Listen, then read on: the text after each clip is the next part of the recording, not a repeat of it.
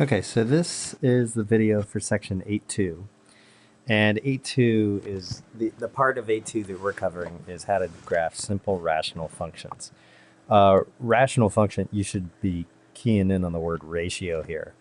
The idea is that you've got two polynomials, p and q, and you just have one of them divided by another. So stuff like 3x squared minus 2x plus 1 divided by 4x cubed minus 3. That's a polynomial on top, a polynomial on the bottom. So the whole thing forms something called a rational function. Okay. Rational functions don't include square roots or weird exponents like to the negative 3/7, stuff like that. They're just nice, clean powers of x. Okay. All right. Now the most basic rational function is y equals 1 over x. That's the parent function for almost everything we're going to look at. So y equals 1 over x, that's what we're going to take a look at for a graph to start here. So y equals 1 over x, I've made a table of values here. This is essentially going to be your standard starting table for every rational function you're going to graph, since we're going to start with the parent. So y equals 1 over x, let's plug in negative 3. If you plug in negative 3 right here, you get 1 over negative 3, which is the same as just negative 1/3. If you plug in negative 2, you get negative a half, because you're plugging it in the denominator. If you put negative 1 in the bottom, then 1 over negative 1 is just negative 1. This one's a little bit weirder. If you plug in negative a half, then you've got y equals 1 over negative a half in the denominator. And the way to get rid of that, actually, let me write it this way, is if you multiply both sides by 2 over 2, then the top turns into 2 times 1, which is 2. And the bottom turns into negative a half times 2, which is negative 1. So this whole thing is negative 2. 1 over 0, if you plug in 0, you can't divide by it. So 1 over 0 does not exist. That's actually kind of important for our graph. It means that the graph has some sort of gap at 0. Okay. If we plug in a half, I've got y equals 1 over 1/2. And then again, if we do that same trick like before, multiply both sides by 2, I get 2 over 1, which is just 2. So this is going to be 2. If I do 1 over 1, that's 1. If I do 1 over 2, that's a half. If I do 1 over 3, that's a third. Okay, so if we graph these points, I'll graph them in red here. Negative 3, negative 1/3 would be about here. Negative 2, negative a half would be about there. Negative 1, negative 1's right on that dot. Negative 1/2, negative 2 is right about here. If you were to plug in like negative a third, you get negative 3, which would be about here. So this part of the graph, you can kind of see it curves down like this. If we do the other side, we got 1/2, positive 2, 1, 1, 2, 1/2. Let's see, 2, 1/2 would be about here. 3, 1/3 would be about there. If you did 4, you get 1/4, which is even lower. 5, 1/5 would be even lower. So the bigger x gets, the more positive x gets, the closer you get to 0 way out here. But it stays positive. And the more negative x gets, the closer you get to 0. Like if you plugged in negative 100, you get negative 1 over 100, which is really close to 0, but on the negative side.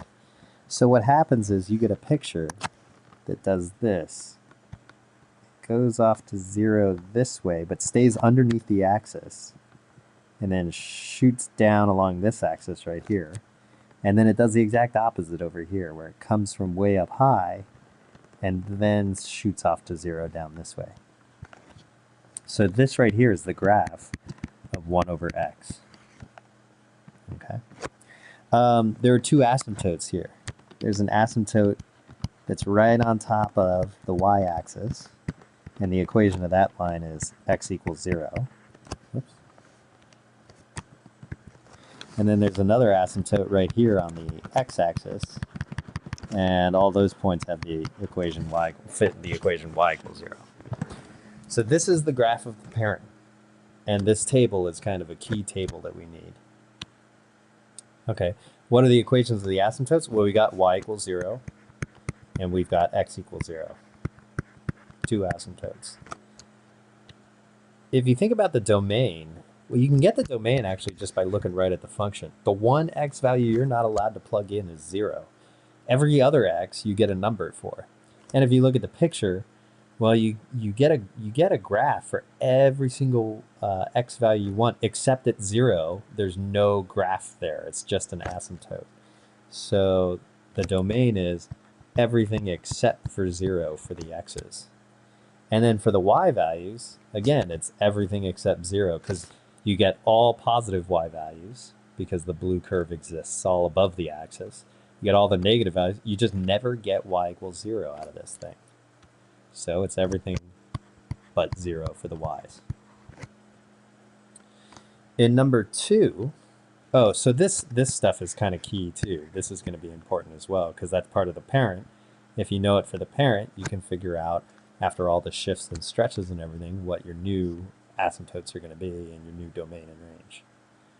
So if we think about negative 3 over x, how do you get that from 1 over x? Well, first you're going to, the goal, really what you need to do is multiply this thing by negative 3. And that's really the same thing as a vertical stretch by 3 and a vertical reflection. Now this part I'm not as worried about if you don't really remember those terms. More important is if you started with that table, y equals 1 over x, and I said, how do you get to the table for y equals negative 3 over x? Well, you just take what you had before and you multiply everything by negative 3. That's the same thing as multiply all the y values by negative 3. Right? You took all the original y values, which were 1 over x, you tripled them and made them negative, or you switched the sign. So that's how you get the new table of values from the parent. Okay, so now let's take a look at number 3. This function, 2 over x minus 3 plus 1. Okay, how do you get that from the parent function? Well, the parent is y equals 1 over x. Then you're going to multiply by 2.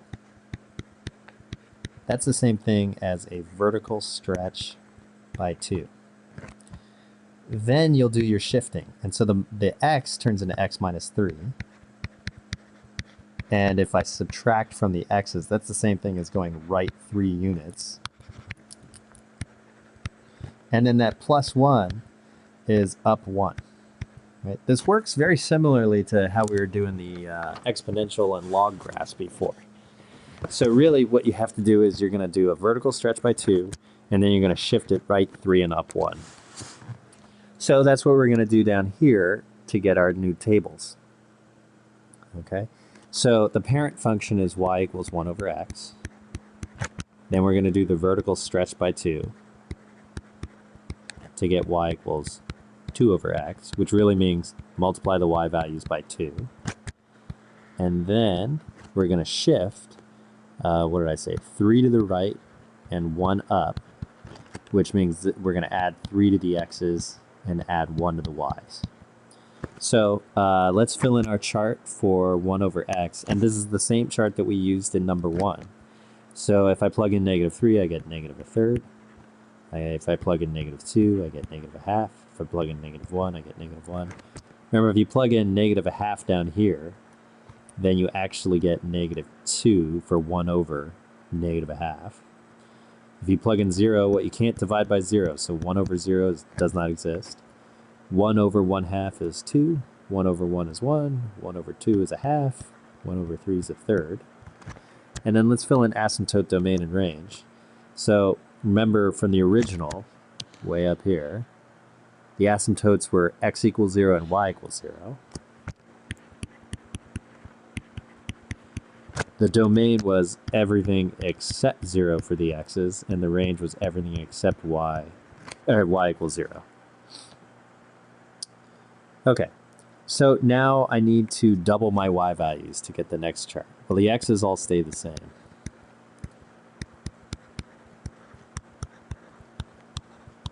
If I double my y's, Then instead of negative 1/3, I get negative 2/3. I get, instead of negative a half, I get negative 2/2, which is negative 1.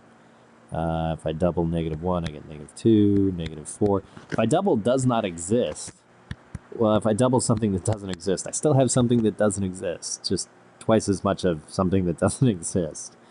If I double 2, I get 4. Double 1, I get 2. Double a half, I get 1. And then 2/3 down here. The x's shouldn't change because I didn't do anything to those, so these guys stay the same. And then if I double y equals 0, well, I'm still getting 0. And if I double everything but 0, I still get everything but 0. Okay, then I'm going to go 3 right. So 3 right means add 3 to the x's. This turns into 0. Negative 2 turns into 1. Negative 1 turns into 2. Negative a half turns into 2.5. 3, 3.5, 4, 5, 6. Then I have to add 1 to all my y values. So negative 2/3 plus 1 will be 1/3. 0 here, negative 1, negative 3. If I take something that doesn't exist and I add 1 to it, it still doesn't exist. If I add 1 to 4, I get 5. Add 1 to 2, I get 3. That's a 2. And this will be 1 2/3. So the x's I added 3 to. So my new asymptote for the x is going to be 3 because I added 3 to the x's, which means my new domain is everything but 3. The y's I added 1 to, so from 0 it turns into y equals 1.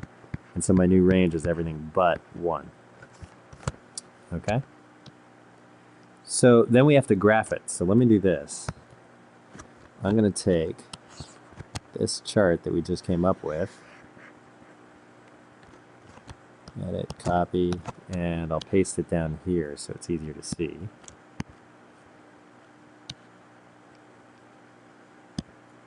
Right there. Whoop. Let me select that and move it up.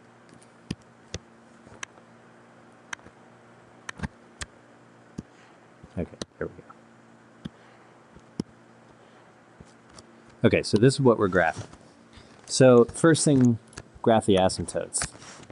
All right, so I've got x equals 3.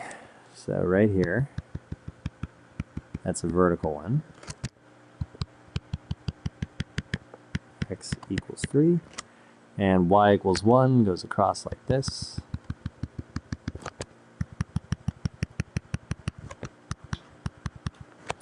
And then we just plot our points. So 0, 1/3. 0, 1/3 is pretty low, like right about there. 1, 0, right there.